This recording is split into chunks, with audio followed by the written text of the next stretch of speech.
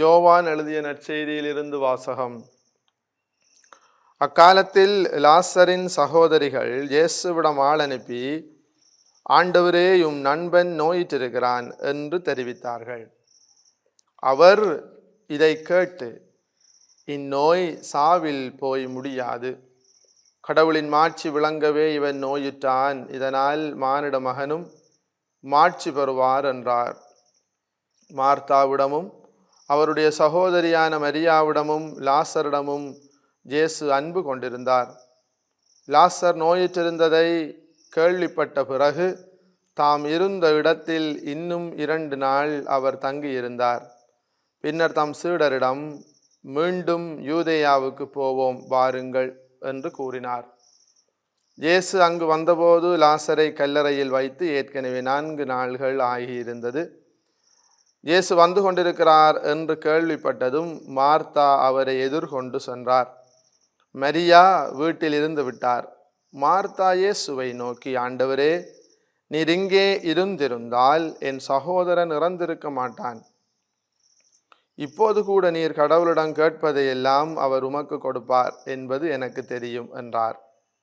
இயேசு அவரிடம், உன் சகோதரன் உயிர்த்தெழுவான் என்றார்.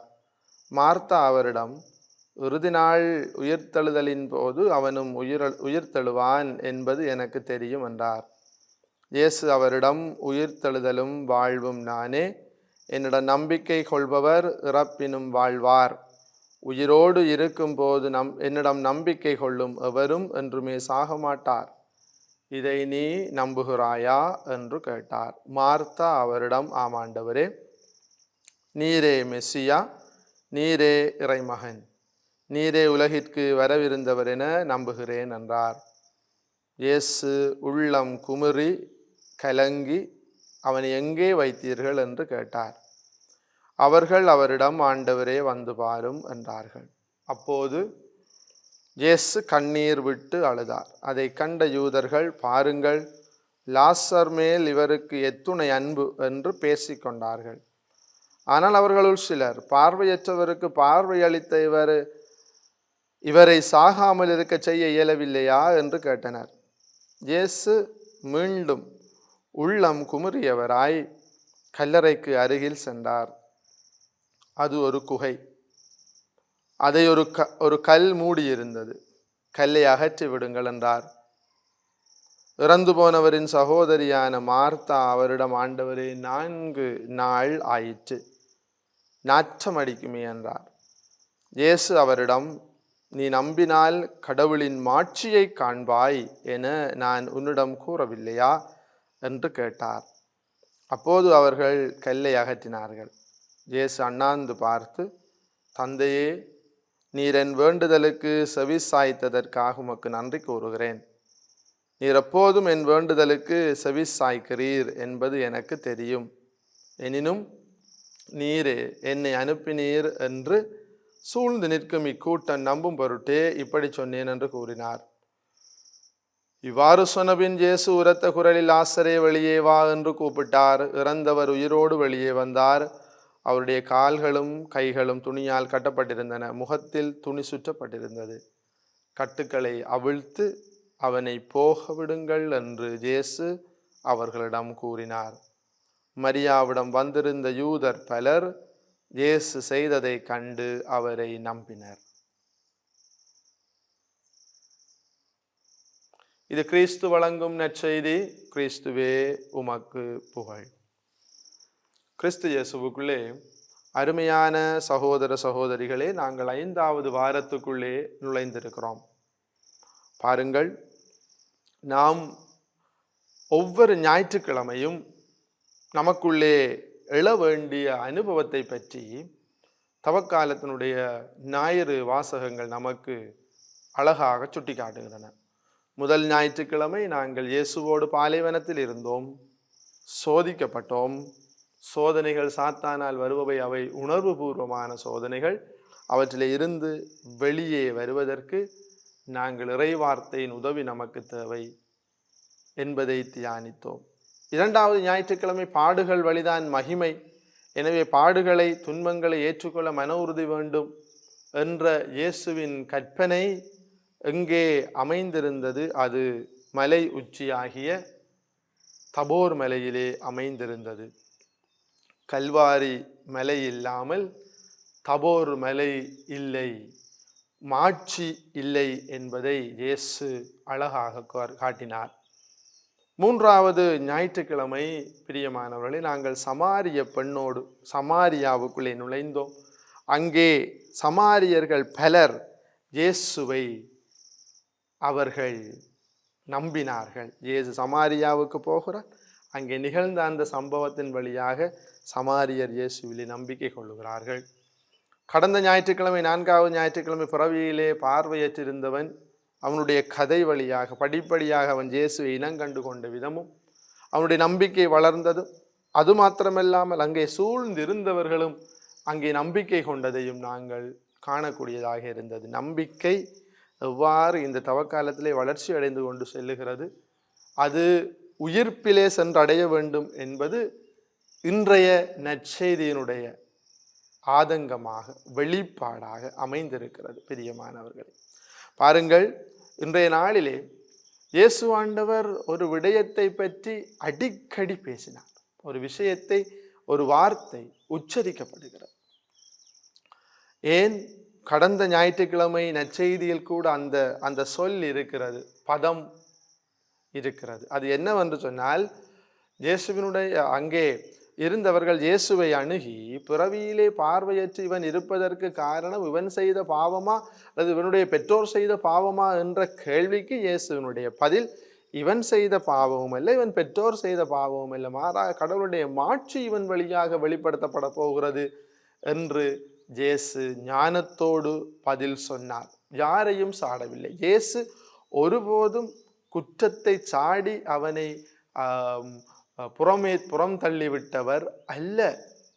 குற்றங்களை மன்னித்து வாழ்வளிப்பவர், குற்றத்தை மன்னித்து வாழ்வளிப்பவர். அதனால தான் நாங்கள் ஒரு பாடலிலே பாடுகிறோம், மன்னிப்பு மன்னிப்பு மன்னிப்பு தேவா என்ற பாடலிலே ஆண்டவர் ஆன்மாவை விரும்புகிறார். குற்றங்கள் இல்லையே என்று சொன்னால் நம்மை நாம் ஏமாற்றி நலிந்திடுவோம். குற்றங்கள் அனைத்தையும் எடுத்துரைப்பார் இயேசு. குற்றத்தை மன்னித்து வாழ்வளிப்பார். குற்றங்களை மன்னித்து அவர் வாழ்வளிக்கிற கடவுளாக இருக்கிறார் என்பதை நாங்கள் அறிந்து கொள்ளக்கூடியதாக இருக்கிறது. இயேசு ஒருபோதும் அவனை ஒதுக்கி விட்டதில்லை.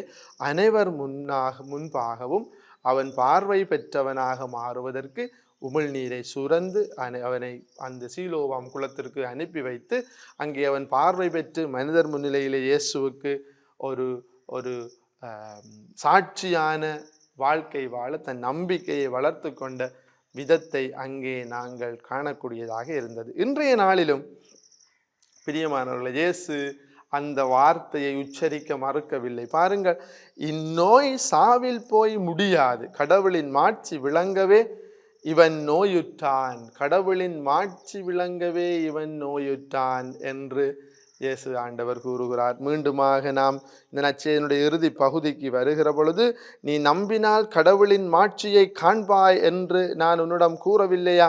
நம்பினால் கடவுளின் மாட்சியை காண்பாய் என்கிறது. நம்பிக்கையை நாங்கள் வளர்த்து கொண்டு செல்வதற்கு இந்த நற்செய்தி வாசகங்கள் நமக்கு உறுதுணையாக இருக்கிறது. பாருங்கள், சமாரிய பெண் நம்பினார், பிறவியிலே பார்வையற்றவன் நம்பினார். படிப்படியாக நம்பிக்கை. இன்று மார்த்தா மரியாவை நம்ப வைக்கிறார் ஆண்டவர். விசேடமாக மார்த்தாவுக்கு சொல்லுகிறார், நீ நம்பினால் மீட்படைவாய் என்று. அது மாத்திரமில்லாமல் அங்கே அவரிடம் கேள்வி கேட்டவர்களிடம், லாசர் நோயிற்றிருக்கிறான் என்று ஆள் அனுப்பி அவருக்கு செய்தி அனுப்பப்படுகிறது. அவர் இதை கேட்டதும் உடனடியாக சொன்னார், அங்கே கூடியிருந்தவர்கள் அறிந்து கொள்ளும் வண்ணம் இது மாட்சிமை பெறுவதற்கான, மானிட மகனும் மாட்சிப்படுத்தப்படுவதற்காக, கடவுளுடைய மாட்சி விளங்கப்படுவதற்கான ஒரு அற்புதமான சந்தர்ப்பம் என்பதை இயேசு ஆண்டவர் துல்லியமாக வெளிப்படுத்துகிறார். பிரியமான சகோதர சகோதரிகளே, எனவே பாருங்கள், இன்றைய நாளிலே இயேசு ஆண்டவர் இந்த நற்செய்தியானது பல விடயங்களுக்கு முன்னோடியாக அமைந்திருக்கிறது. அதாவது நிகழப்போகின்ற பல நிகழ்வுகளுக்கு, அதாவது இயேசு ஆண்டவர் மாட்சிப்படுத்தப்படுறார். இன்றைய நாளிலும் அவருடைய லாசனுடைய உயிர்ப்பின் வழியாக கடவுளுடைய மாட்சி புலப்படுத்தப்பட போகிறது. இயேசுவனுடைய செபம், அதன் பின் இயேசுவனுடைய கூவல், அறைகூவல், வா லாசரை வெளியே வாங்குகின்ற அந்த கட்டளை, அவருடைய செபம் கடவுளை மாட்சிப்படுத்தி மகிமைப்படுத்தி அவரை போற்றி புகழ்ந்து நன்றி கூறி கடவுளை தன்னுடைய தந்தை என்று அனைவர் முன்னிலையிலும் பறைசாற்றுகின்ற ஒரு செபமாக அமைந்திருந்தது. அது மாத்திரமில்லாமல் இயேசுவினுடைய அந்த கட்டளை, வெளியே வா, இறந்தவர்களை உயிர்ப்பிக்கவும் அதிகாரம் இருக்கிறது. எனவே இறந்தவர்களை உயிர்ப்பிக்க வல்லவராகிய மகனும் இறந்தவர்களை, அழகாகவே இயேசு ஆண்டவர் இன்னொரு நற்செய்தி பகுதியிலே சொல்லுகிறார், தந்தை இறந்தவர்களை உயிர்ப்பிக்கிறார், மகனும் இறந்தவர்களை உயிர்ப்பிக்கிறார். மகன் இப்பொழுதாக இறந்தவராகிய லாசரை உயிர்ப்பிக்கிறார். இதற்கு முன்னும் சம்பவங்கள் நிகழ்ந்திருக்கிறது. தலித்தாகவும் சிறுமியை நான் உனக்கு சொல்லுகிறேன், எழுந்திரண்டு சொன்னார். பாடையை தொட்டு எழுப்பி விட்டார். இவையெல்லாம் நிகழ்ந்திருக்கிறது. மகனும் உயிரளிக்கிறார். தந்தையை உயிரளிக்கிறது போல மகனும் உயிரளிக்கிறார். எனவே இங்கே இதை குறித்து காட்ட விரும்புவது என்ன? தந்தை தன்னிலே செயலாற்றுகிறார். தந்தை என்னிலே செயலாற்றுகிறார் என்பதை இயேசு ஆண்டவர் எப்பொழுதும் சொல்லி வந்தார். எனவே இங்கேயும் தந்தை செயலாற்றுகிறார் என்பதை அவர் மீண்டும் காட்டுகிற ஒரு சந்தர்ப்பமாக இது அமைந்திருக்கிறது. இறப்பின் மீதும் அதிகாரம் கொண்டவர் இயேசு என்பதை காட்டுகிறது. பாவத்தை மன்னிக்க அதிகாரம் இருக்கிறது என்பதை இயேசு ஆண்டவருக்கு இந்த நிகழ்ச்சி காட்டுகிறது. அது மாத்திரமா? பிரியமான சகோதர சகோதரிகளே, அங்கே இருந்தவர்கள் அனைவரும் கடவுளுடைய மாட்சியை கண்டுகொள்ள அது சந்தர்ப்பம். எனவே மாட்சி என்கின்ற இந்த சொல் இங்கே எவ்வாறு விளங்கப்படுத்தப்பட்டிருக்கிறது என்பதை நாங்கள் பார்க்கிறோம். அது மாத்திரமா?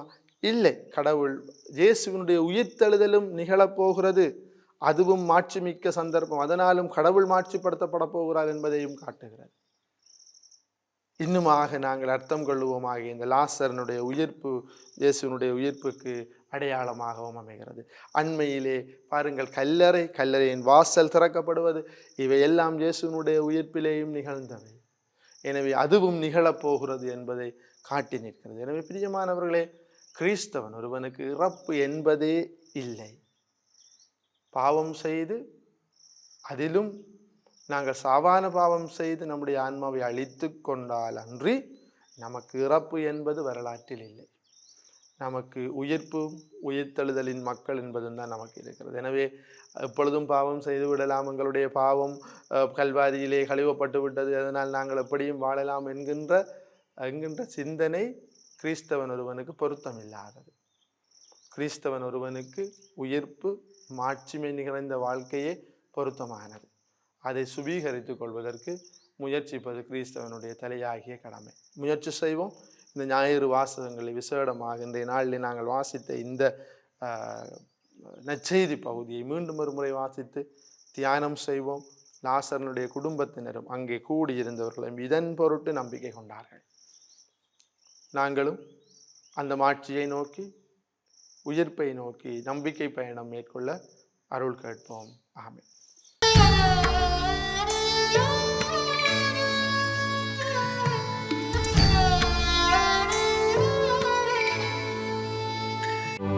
யாடியா T5L மகிழ்ச்சி நிறைந்த நீண்ட பயணத்திற்கு. ஹோலி மேடையில் புத்தம்புது நிகழ்ச்சிகளை உடனுக்குடன் பார்த்து மகிழ எமது Facebook மற்றும் YouTube பக்கத்தை லைக் செய்யுங்கள்.